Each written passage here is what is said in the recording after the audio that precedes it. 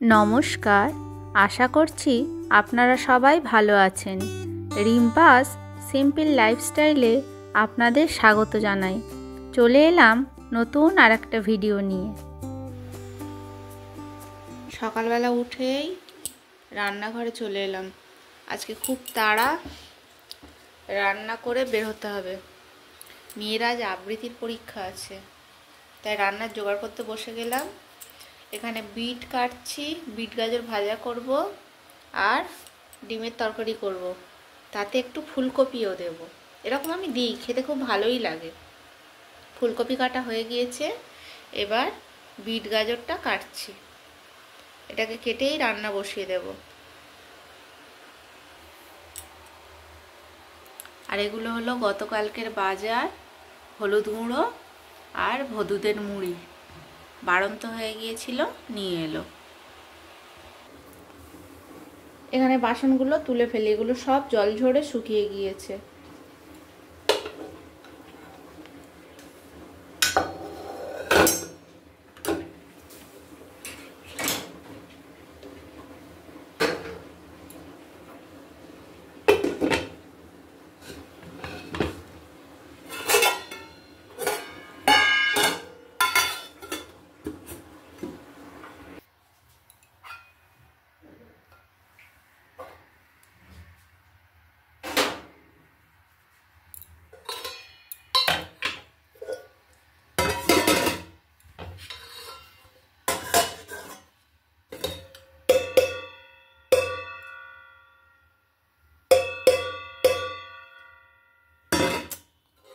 পিঁপড়েটা কিছুতেই যাচ্ছে না তো।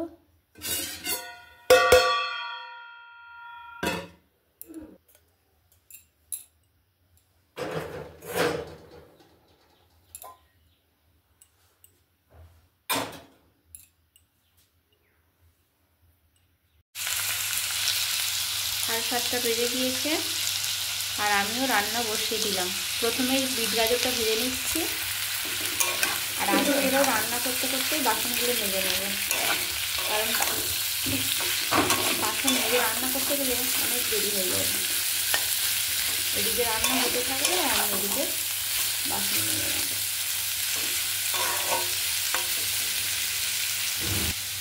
আর এই হলো আমার সিঙ্কের অবস্থা, এক গাদা বাসন, এগুলোকে মেজে নিয়ে এবার।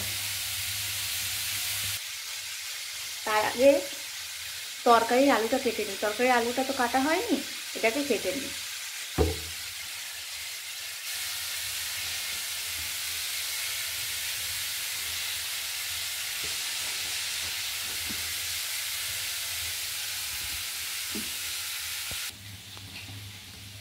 ডিম সিদ্ধ করা হয়ে গিয়েছে।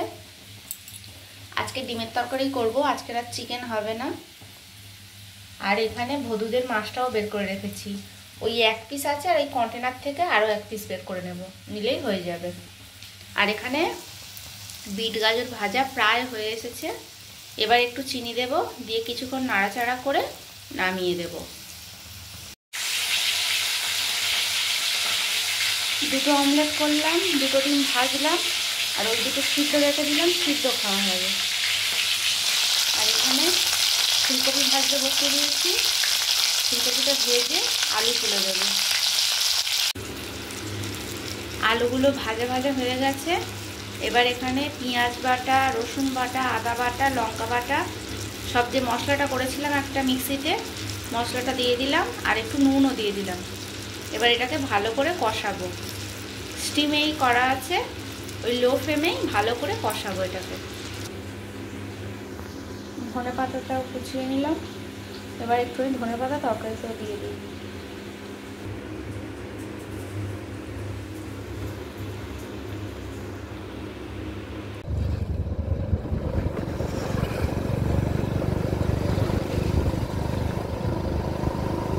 রান্না বান্না সব করে গুছিয়ে রেখে টিফিন খেয়ে মেয়েকে খাইয়ে এখন বেরিয়ে পড়লাম। আজ হলো মেয়ের আবৃত্তি ক্লাসে পরীক্ষা। ও তো এখন ফার্স্ট ইয়ারে উঠে গিয়েছে, তাই ওদের এখন লিখিত পরীক্ষাও হবে। আজ রবিবার 26শে জানুয়ারি, আজই তাই ওদের লিখিত পরীক্ষাটা হবে। 10টা থেকে পরীক্ষা, একটু দেরি হয়ে গেল আমাদের বের হতে। এখন যাচ্ছি আন্টির বাড়ি পরীক্ষা দিতে। আর যাওয়ার পথে আপনারা দেখবেন কত সুন্দর অনুষ্ঠান হচ্ছে আমাদের এখানে। দূর থেকেও দেখাবো, আবার কাছে নিয়ে গিয়েও আপনাদের দেখাবো। আমাদের এখানে ওই যে দূরে কলেজের মাঠটা দেখতে পাচ্ছেন, এর আগেও ভিডিওতে অনেকবার দেখিয়েছি আপনাদের। ওই কলেজের মাঠে আজকে 26শে জানুয়ারির অনুষ্ঠান হচ্ছে। তাই দেখুন কত গাড়ি, কত পুলিশ, কত মানুষজন চারিদিকে ভরে আছে। আর মাঠটাকে এত সুন্দর করে সাজিয়েছে পতাকা দিয়ে, বেলুন দিয়ে, যে কি বলবো, দেখেই মনটা ভরে যাচ্ছে। আর তার সঙ্গে জাতীয় সঙ্গীত, দেশাত্মবোধক গান, যেগুলো শুনলেই গায়ে কাঁটা দিয়ে ওঠে। এত ভালো লাগছে যে কি বলবো। এই দেখুন চারিদিকটা আমাদের জাতীয় পতাকার রঙে রেঙে উঠেছে। কত মানুষ! আর আমাদের এই লোকালে যত স্কুল আছে সব স্কুলের বাচ্চারা এসেছে অনুষ্ঠান করতে। তাছাড়াও আরও সব অনেক মানুষ এসেছে। আমি তো সবাইকে চিনি না বা জানি না। আর ওই দেখুন কত রকমের স্টল করেছে, কত অনুষ্ঠান হচ্ছিল। কিন্তু অনুষ্ঠানটা খুব অল্প সময়ের জন্য হয়েছিল, তাই আমিও বেশি দেখতে পারিনি। তবে আমি যেটুকু দেখিয়েছি সেটুকু আপনাদেরও দেখাবো। আর এই দেখুন বলতে বলতে চলে এলাম আবৃতি আন্টির বাড়ি। মেয়ে ঢুকে গেল, যদিও বা এখনও তেমন কেউ আসেনি। যাই হোক, আমরা যে সময়ে পৌঁছে যেতে পেরেছি এটা ভেবেই আনন্দ হচ্ছে। দেরি হয়ে গেলে টেনশান করতো, ভাবতো আমি আর লিখতে সময় পাবো না, দেরি হয়ে যাবে। যাই হোক, আমরা পৌঁছে গিয়েছি। আর এই দেখুন এই সব ছেলেমেয়েরা যাচ্ছে কি সুন্দর পোশাক পরে। এই পোশাকগুলো পরা বাচ্চাদের দেখলেও খুব ভালো লাগে। এদের মনে হয় অনুষ্ঠানটা হয়ে গিয়েছে, তাই এরা চলে গিয়েছে। যেহেতু এখন অন্য সব গার্জেনরা আসেনি, তো তাই আমিও যেতে পারিনি অনুষ্ঠান দেখতে। এখানে বসে আছি, আর দূরে ওই মেয়েও বসে আছে। সবাই যেহেতু এখনও আসেনি, তাই আন্টি এখনও প্রশ্নপত্র দেননি। আর এই দেখুন বলতে বলতে সবাই এসেও গিয়েছে, আর ওদেরকে সমস্ত কিছু আন্টি দিয়ে পরীক্ষায় বসিয়েও দিয়েছেন। পরীক্ষায় বসিয়ে দিয়ে আমরা চললাম কয়েকজন গার্জেন মিলে ওই মাঠের অনুষ্ঠান দেখতে। কিন্তু অনুষ্ঠানটা এত সীমিত সময়ের মধ্যে ছিল যে আমরা যেতে যেতেই ভালো ভালো নাচ গান যেগুলো ছিল সব হয়ে গিয়েছিল। রাস্তায় যেতে যেতেই শুনতে শুনতে যাচ্ছি। আন্টির বাড়ি থেকে এই মাঠটা খুব বেশি দূরেই নয়, তাও হেঁটে হেঁটে যেতে তো একটা মিনিমাম সময় লাগেই। আর এই দেখুন কত সুন্দর সেজেছে এই বাচ্চাগুলো। গার্জেনরাও আছে সঙ্গে। এদের অনুষ্ঠান হয়ে গিয়েছে, তাই এরাও বাড়ি চলে যাচ্ছে। আর এই রাস্তাটা আজকে দেখুন কত গাড়ি ঘোড়া, লোকজন, আর এত মানুষের ঢল। মানে আশেপাশে যে সমস্ত সাধারণ মানুষ আছে তারাও দেখতে এসেছে। সত্যি এইসব অনুষ্ঠানগুলো এখন তো প্রায় হয় না বললেই চলে। আগের মতো তেমনভাবে আর হয়টা কই, যে তাই যখনই হয় মানুষ এগুলো দেখতে সুযোগ ছাড়ে না। বেশ ভালো তো লাগে না? যতই হোক আমাদের দেশকে নিয়ে কিছু কথা। আর এই দেখুন অনেক দিন পরে কি দেখতে পেলাম। ওই যে লোকটার কথা বলছিলেন, উনি হচ্ছেন গ্যাস বেলুন বিক্রি করছিলেন। আমি তাই দাঁড়িয়ে ওনাকে জিজ্ঞাসা করছিলাম যে গ্যাস বেলুনের দাম কত। উনি বললেন 20 টাকা। আর এই দেখুন আমরা রাস্তা পার হব, সেই মুহূর্তেই দুদিক থেকে দুটো গাড়ি। আর দেখুন শেষমেশ আমরা মাঠে এসে পৌঁছেই গেলাম। কিন্তু হলে কি হবে, অনেক অনুষ্ঠান হয়ে গিয়েছে, আর মাঠটা অনেক ফাঁকাও হয়ে গিয়েছে। কারণ যেসব স্কুলের অনুষ্ঠান হয়ে গিয়েছে সেসব স্কুলের দিদিমণিরা বা মাস্টারমশাইরা আর ছাত্রছাত্রীরা সবাই চলে গিয়েছে। এখন আছে খুব অল্প, তবে আছে। যাই হোক, দূর থেকে ওই জায়গাটা দেখুন কত সুন্দর লাগছে। বেলুন আর পতাকা দিয়ে কত সুন্দর করে সাজিয়েছে। আর ওখানটায় দাঁড়িয়েই সবাই সেলফিও তুলছে। সত্যি জায়গাটা কিন্তু বেশ ভালো লাগছে। আমিও একটু ছবি তুলে নিলাম। আর এই দেখুন এখানেও বেলুন দিয়ে কত সুন্দর করে সাজিয়েছে। আর এখানে না একটা অনুষ্ঠান হচ্ছে, আপনারা সেটা দেখতে থাকুন। ঘূর্ণিঝড় আশ্রয় কেন্দ্র বা নিকটবর্তী নিরাপদ পাকা বাড়িতে আশ্রয় নিন। ভেঙে পড়া বৈদ্যুতিক স্তম্ভ ও ধারালো বস্তুর ব্যাপারে খেয়াল রাখুন। প্রয়োজনে রাজ্য সরকারের হেল্পলাইন নাম্বার 1070 ফোন করুন। পশ্চিমবঙ্গ সরকার দ্বারা জনস্বার্থে প্রচারিত।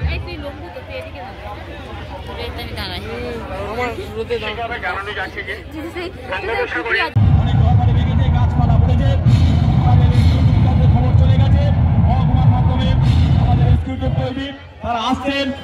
আপনারা দেখুন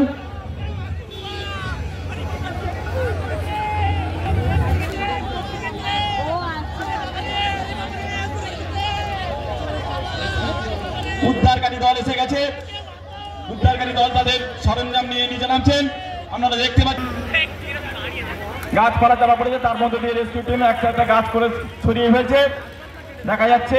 আমরা দেখতে পাচ্ছেন অনেকেই ইঞ্জিওর। দেখলেন তো কত সুন্দর অনুষ্ঠানটা করেছে, বেশ ভালো লাগলো। এটা কিন্তু এখানকার স্থানীয় যে পুলিশ স্টেশন আছে মনে হচ্ছে ওখানকারই অফিসাররা মিলে এই কাজটা মানে এই অনুষ্ঠানটা করেছেন, মানে যেটা দেখলেন ওই নাটক মতন যেটা। আর এই দেখুন এখানে কত স্কুলের ছেলেমেয়েরা এনসিসি ড্রেস পরে দাঁড়িয়ে আছে, সবাই গ্রুপে ফটো তুলবে তাই। অনুষ্ঠানটা এখন একদমই শেষের পথে। এখন একজন গান করছেন আর এর পরেই যাদের অনুষ্ঠান সবথেকে ভালো হয়েছে তাদেরকে সব স্মারক তুলে দেবেন, সেটাই এখন অ্যানাউন্স করছিলেন। আর এই দেখুন এখানে সবাই দলে দলে দাঁড়িয়ে পড়েছে ছবি তুলতে। এই দেখুন এখানেও আরও একদল দাঁড়িয়ে পড়েছে। আর এই হলো আমাদের জাতীয় পতাকা। আর এই দেখুন এখানে একজন বাউল গানও করেছিলেন। আর এই হলো আমাদের সবার ভালোবাসার সম্মানের শ্রদ্ধার জাতীয় পতাকা, যেটা দেখলে গর্বে আমাদের এত ভালো লাগে যে আমি আর ভাষা খুঁজে পাচ্ছি না যে কি বলবো। চলে এসেছি আন্টির বাড়ি, এদের পরীক্ষা এখনও চলছে, 3 ঘন্টার উপর হয়ে গেল। আসলে স্কুলের মতন ওরকম নিয়ম নেই তো, তাই হয়তো এত দেরি হচ্ছে। ভাত করে নিলাম, ছুটকিকে খেতে দিলাম, ওই ভদুদের খেতে দেওয়া হয়ে গিয়েছে, বাটিগুলো ওই জলে ভিজিয়ে দিয়েছি। আর আমি না তাড়াহুড়োয় তখন ডিমের তরকারিতে ফুলকপিগুলো দিতে ভুলেই গিয়েছিলাম। আবার তরকারিতে ফুলকপিগুলো দিয়ে কিছুক্ষণ ফোটালাম, ফুলকপিগুলো সিদ্ধ হয়ে গিয়েছে। এবার ভাতটা বেড়ে ফেলি। এখন বাজে প্রায় 2টো। তাড়াতাড়ি করে ভাত দিয়ে দিই ওদের, দিয়ে আমিও খেয়ে নিই। ভাত বাড়া হয়ে গিয়েছে, এবার ওদের খেতে দিয়ে দিই। আমি আমার খাবারটাও নিয়ে নিলাম, বিট গাজর ভাজা দিয়ে আগে খাই।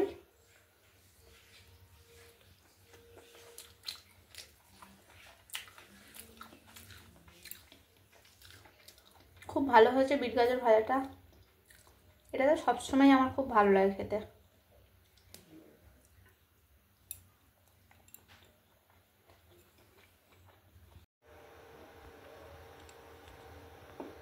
সকালের বাজার বেগুন আর পুঁইডিমুলির রূপ দেখলে মাথা গরম হয়ে যাবে। যত বুড়ো বুড়ো ডিমুলিগুলোকে তুলে এনেছে বাজার থেকে, কি আর করা যাবে, এগুলো বসে বসেই এখন কাটি। সকালে এগুলো বাছার সময়ও হবে না, বেলা হয়ে যাবে, স্কুল আছে। তাই ভাবলাম এগুলোকে এখনই কেটে গুছিয়ে রেখে দিই, তাহলে সকালে তাড়াতাড়ি রান্নাটা হয়ে যাবে।